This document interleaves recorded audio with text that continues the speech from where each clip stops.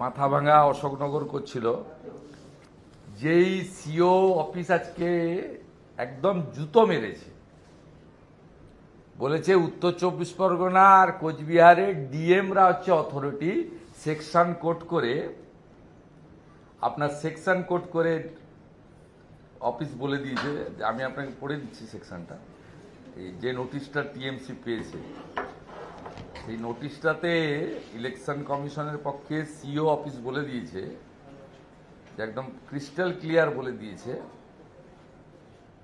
যে এটা জেলা শাসকদের কাজ, ডিইওদের কাজ।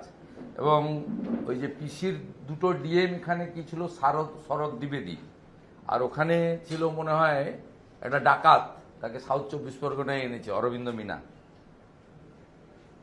As per section 32 of the registration of electors rules 1960, district election officer is the custodian of electoral roll of the district. Report has been sought from district election officers of North 24 Pargana and Coach Bihar in this regard.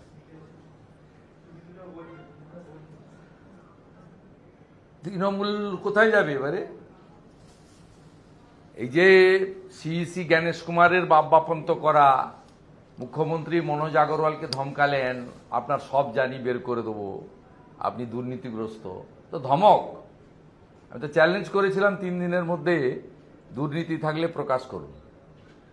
দুর্নীতি হরিকৃষ্ণ দ্বিবেদীর আছে, গৌতম সান্যালের আছে, অন্য কারো দুর্নীতি নেই। ওনার পাশাপাশি যে is গুলো আছে ওদের প্রত্যেকের দুর্নীতি আছে।